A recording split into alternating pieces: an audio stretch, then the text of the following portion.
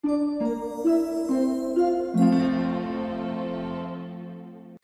à toutes et salut à tous et bienvenue dans cette nouvelle vidéo sur la chaîne C'est mon avis. On se retrouve aujourd'hui pour un déballage de produits, un unboxing. Et nous allons déballer ensemble le tout nouveau Oppo A5 2020. Alors, c'est un peu trompeur parce que A5, ça existe déjà chez Samsung. Alors, je ne sais pas si c'est fait exprès de la part de Oppo ou bien au contraire, si parce qu'ils n'en sont pas du tout conscients là-bas chez Oppo en Chine, hein, si j'ose dire. Alors, pour celles et ceux qui ne le savent pas, Oppo, c'est une très très grosse marque, c'est un très gros groupe chinois. Ils sont notamment cousins, on va dire, de la marque OnePlus et aussi de la marque Realme. Donc c'est vraiment un gros constructeur et ils ont mis les moyens maintenant pour arriver en Europe. Je remercie l'abonné, le lecteur, celui qui nous a suggéré de tester ce smartphone. Effectivement, sur la chaîne, il y avait eu du Oppo Reno, il y avait eu du Oppo RX17 Neo.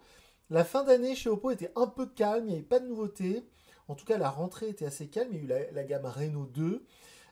Mais pas de nouveauté sur l'entrée de gamme. Et cette gamme, enfin ce nouveau modèle A5 2020, il y a aussi le A9 2020. Eh bien, ils sont arrivés vraiment à la fin de l'année, puisqu'ils sont arrivés en novembre. Et ça fait plaisir de voir de la nouveauté chez Oppo.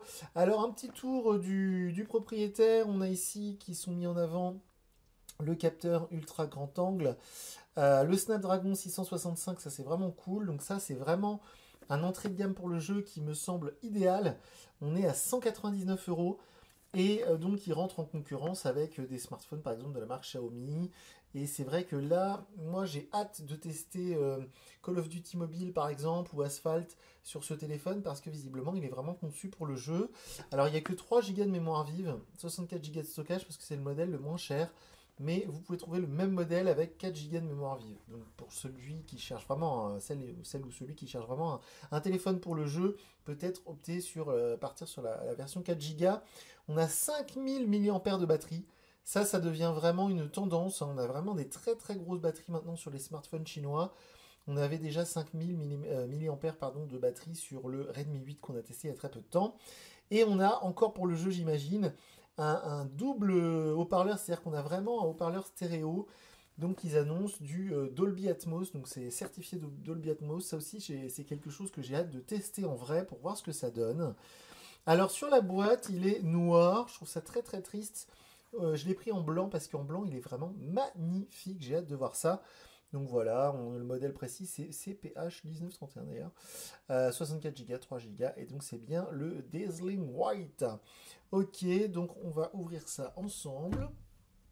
Je prends le petit cutter. Hop. Alors pour la petite anecdote, ce Oppo il vient de la Fnac parce que maintenant on n'a plus besoin d'aller les importer de Chine sur des sites tout chelous. On peut les acheter dans des vrais magasins physiques. Donc ça fait plaisir. C'est vraiment une bonne nouvelle. Est-ce que je vais réussir à l'ouvrir? Oui, ça y est. C'est parti. Alors c'est assez lourd, la boîte est assez lourde. Je vous mets comme d'habitude un lien sous la vidéo vers la fiche complète technique du site anglais, enfin américain pardon, GSM Arena, qui est pour moi vraiment la bible pour tout ce qui est spec technique des smartphones. Et vous pourrez trouver les détails qui vous intéressent. Alors la boîte est très jolie, c'est un peu en relief ici, c'est très très très très subtil, c'est très joli. C'est une bien jolie boîte pour un smartphone milieu de gamme. Là aussi c'est dur à vous faire voir, mais c'est un peu en relief la marque. Donc bon, c'est plutôt sobre, mais très jolie boîte. Alors, voyons voir. Hop. Waouh. C'est un peu holographique, là, c'est très très très joli. J'aime beaucoup. Alors, mais j'aime beaucoup cette marque, hein. J'avais vraiment adoré le Oppo Reno l'année dernière. Le RX17 Neo m'avait beaucoup moins séduit. En plus de ça, le RX17 Neo de mémoire, il était sous ColorOS 5. Donc c'était pas terrible. Alors, Oppo A5 2020, ultra wide machin, on a les mêmes choses que sur la boîte. Par contre, c'est très très bien présenté. On a la petite cartonnette, je vais tout de suite l'ouvrir pour vous faire voir, vous montrer ce qu'il y a dedans. Le téléphone, on va l'enlever. Hop, il y a une espèce de petit rond un peu holographique aussi sur le plastique. C'est assez sympa. Oh, c'est du gros smartphone, mais il a l'air vraiment vraiment cool. Je le mets de côté juste un instant. Alors, ici, on a la petite cartonnette. On va l'enlever. Alors, vous savez quoi? Oppo et Xiaomi, c'est vraiment des gros concurrents. C'est un peu comme Huawei. Ils ne s'aiment pas beaucoup entre eux. Eh bien, cette cartonnette est beaucoup plus haut de gamme que celle qu'il y a dans les boîtes de Xiaomi. Il y a toujours une espèce de petite cartonnette comme ça sur les Xiaomi. Et je vous encourage à aller voir ma vidéo du Redmi 8 ou même du Redmi Note 8 Pro que j'ai testé il n'y a pas longtemps. Et vous verrez que c'est pas un carton percé, c'est une espèce de carton prédécoupé, c'est moche. Et voilà, il y en a qui vont trouver ça ridicule ce que je dis, parce que ce qui est intéressant c'est le téléphone, mais ça fait partie d'un tout et je trouve que ça fait beaucoup plus sérieux. On va mettre ça de côté. Alors c'est pareil, la présentation de la boîte, moi j'aime beaucoup, c'est bien carré. Et on voit que c'est conçu pour la France parce qu'il y a un vrai emplacement pour les oreillettes. À chaque fois chez Xiaomi, on voit que les oreillettes elles sont un peu rajoutées à l'arrache. Donc ça fait plaisir, une très jolie boîte. Alors le chargeur c'est pareil, l'adaptateur secteur, il est très sérieux, très beau, bien costaud. En sortie on a 5 volts 2 ampères, donc c'est du classique, c'est pas de la charge rapide mais c'est du classique. Voilà, ok. Ensuite on a les petites oreillettes, donc qui sont en jack 2,5, c'est du classique, ça ressemble beaucoup aux oreillettes EarPods d'Apple. On va les mettre de côté. Ensuite, on a un câble USB vers USB type C. Dieu merci, ça y est, le micro USB est en train de disparaître complètement. Donc ça fait vraiment plaisir. Et puis, dans cette petite pochette, qu'est-ce qu'on a? On a la fameuse coque. Donc la pochette est vide. Voilà, il n'y a plus rien dedans. On a les petites notices habituelles. Voilà. On a le petit outil pour extraire le tiroir SIM. Voilà. Et puis donc on a la fameuse coque silicone transparente qui fait plaisir toujours. Voilà, elle est un peu mate sur les côtés, hein, c'est sympa. C'est pareil, elle a l'air un peu plus haut de gamme que les coques qu'on trouve chez Xiaomi. C'est pas mal, ça fait plaisir. C'est des petits détails, mais je trouve que cette marque Oppo fait de très beaux efforts. Alors, hop. Alors, Oppo, la différence énorme avec Xiaomi pour le coup, c'est leur interface. Il faut aimer. Je vous encourage à attendre ma vidéo de test parce que sur ce Oppo A5 2020, c'est ColorOS 6. Ce ColorOS 6 que j'avais testé, découvert en tout cas sur le Oppo Reno l'année dernière. Et pour le coup, MIUI est un peu plus en avance que Oppo, enfin l'interface ColorOS. Waouh, il est superbe. Il est superbe. Il y a des reflets magnifiques. C'est très beau. On va enlever l'étiquette. Waouh! Franchement, pour 199 €, on en a pour son argent. C'est très dommage par contre ça. Là, ce serait bien qu'ils aient trouvé une astuce pour le mettre ailleurs parce que c'est franchement affreux. Voilà, il y a le modèle et tout. C'est pas terrible. C'est dommage. Designed for A série. C'est très joli ces reflets là. Donc on a le quadruple module photo, donc avec un capteur principal, un capteur grand angle, un capteur de profondeur. J'ai hâte de voir ce que ça donne. Il est très beau. Le lecteur d'empreintes qui est un peu en forme d'ovale. Le bouton on-off sur la tranche. Au-dessus, on n'a rien du tout. Après, on a le tiroir SIM, les boutons de volume. J'ai l'impression par contre qu'il y a une sorte... Ouais, il y a un écran protecteur qui est collé sur l'écran. Il y en a qui vont trouver que c'est une très bonne nouvelle. Et moi, par contre, ça me plaît pas du tout. Je préfère un écran traité Corning Gorilla Glass que de coller cette protection Made in China. En plus, c'est un attrape trace-doigt. C'est vraiment dommage. On voit ici le haut-parleur et la caméra selfie, parce que donc c'est un design avec une goutte.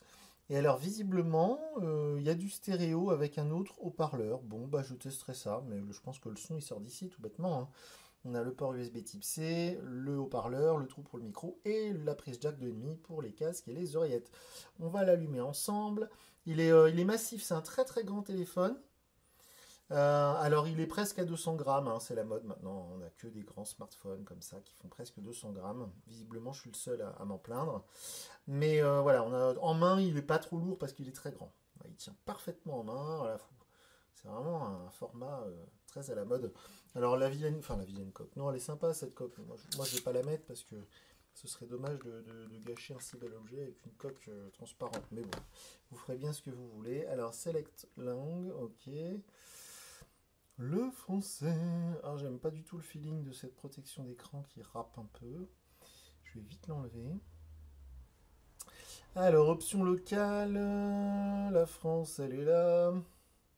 Voilà. Alors, on voit en haut déjà la barre typique ColorOS, enfin, la barre de notification. Le Wi-Fi, on va mettre ignoré pour l'instant. Ça, on va mettre OK. On accepte les conditions. Non, merci. Expérience utilisateur, oui, si vous voulez. Oui, oui, oui. Journal des erreurs. Le compte Google. Hop, empreinte faciale, bah ça on le fera plus tard, hein. Mais effectivement, il y a la reconnaissance faciale, l'empreinte digitale. Donc deux moyens de s'identifier pour éviter de faire le code sans arrêt. Si je fais annuler, voilà. Ignorer, voilà, pardon, j'ai pas fait le bon truc. Ignorer, on fera ça plus tard. Assistant Wi-Fi, sélection automatique du réseau. Sélectionner intelligemment et se connecter au meilleur réseau Wi-Fi en détectant la qualité. Ah bon? Ok, bon, on verra ça plus tard. Mise à jour automatique durant la nuit, c'est pareil, d'accord, pourquoi pas. Importer les données, non merci. On fait où ignorer? Définir d'un... Oula, c'est mal traduit ça. Ok, démarrer la découverte. Ok, ColorOS 6. Alors on a une bordure inférieure qui est un peu épaisse, bon, ok. On a une bordure supérieure que, bon, assez discrète. Donc nous voilà sous ColorOS 6. Donc c'est assez, voilà, c'est un peu différent de MIUI et toutes ces interfaces qu'on connaît bien, mais ça se gère pas mal. Moi je sais que sur le Reno, il y avait des petites options de sécurité qui m'avaient un peu gavé, donc j'espère qu'il y a eu des mises à jour et que ils ont un peu corrigé tout ça. Je vais découvrir tout ça. Moi, je vais vous laisser là, je vais insérer ma carte SIM, je vais mettre mon réseau Wi-Fi, tous mes comptes Google, mes machins, mes trucs. Je vais m'en servir le plus possible. Généralement, c'est une grosse semaine, une dizaine de jours en général. Et puis, je viendrai vous dire en vidéo ce que j'en ai pensé. Donc voilà pour le déballage de ce très sympathique Oppo A5 2020. Moi, je vous dis à très bientôt pour une nouvelle vidéo sur la chaîne. Salut!